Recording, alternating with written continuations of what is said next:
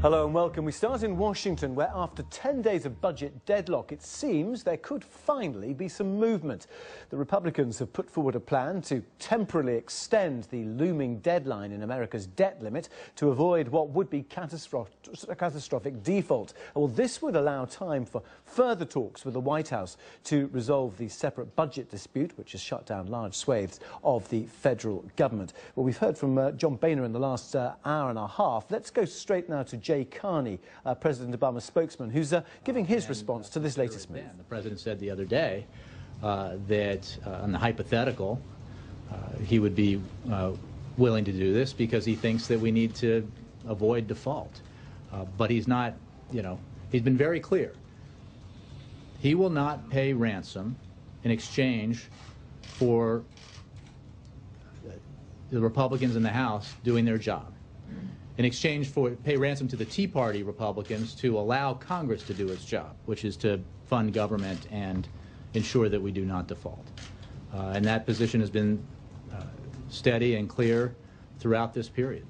Why would not that same argument apply during a short-term extension of the debt ceiling where the president agrees to hold negotiations over? Well, again, you keep adding things that we don't know. We haven't seen a bill yet.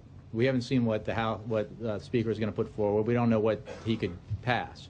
Now, what the Speaker said today is that he thinks there ought to be negotiations, and what the other leader said is that there ought to be negotiations over our budget priorities. The President's been saying that all year long. It's the House Republicans who rejected on 19 different occasions the opportunity to appoint conferees to match the Senate conferees so that they could try to reconcile the two budgets they passed. Jay Carney speaking live at the White House. Let's go to our Washington correspondent Jane O'Brien, and Marika Hoy actually was on Wall Street as well. But first to Jane O'Brien. 10 days of deadlock, Jane.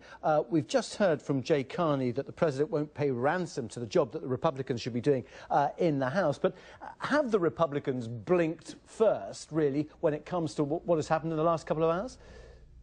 I think what we're seeing is the two sides inching ever so slowly towards breathing space. I think that's the best way to describe it, because what the Republicans have put forward is a 6-week extension to raising the debt ceiling, which means that the potential for the US defaulting on its debts won't happen next week, but it kicks the can down the road, so we could all be back here discussing this all over again on November the 22nd if the president agrees to this. Now, what's not clear from what Jay Carney has just said is whether or not he will agree to a short-term extension. Jay Carney said that he very much prefers a long-term solution, which is not on the table at the moment, and an end to this episodic brinkmanship, as he calls it.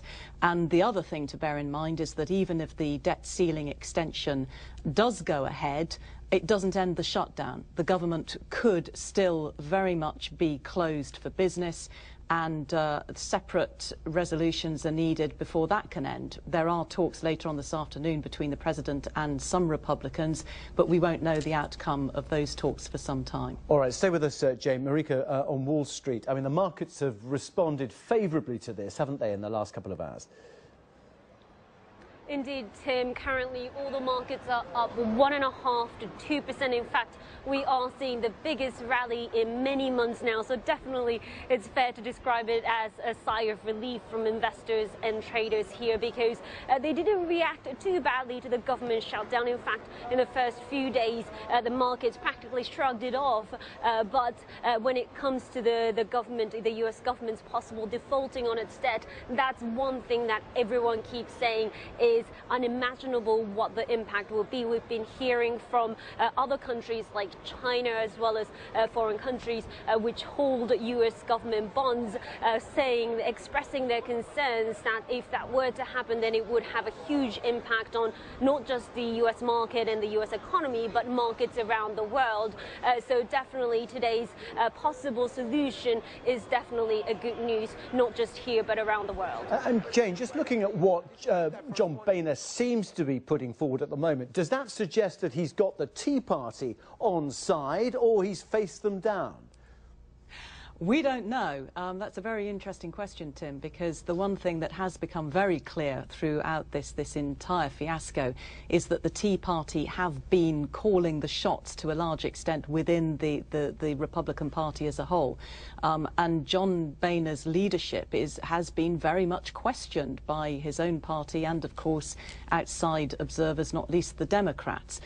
So we don't know whether his Tea Party faction is going to go along with this proposal to extend the debt ceiling. And it could very well be that they'll say, no, let America default, because that's the best way of bringing the budget under control. OK, Jane O'Brien and Marika Roy, for the time being, thank you very much indeed. We'll be following that story, of course, and all the developments in Washington and indeed the results of that meeting between the Republicans and President Obama throughout the next few hours.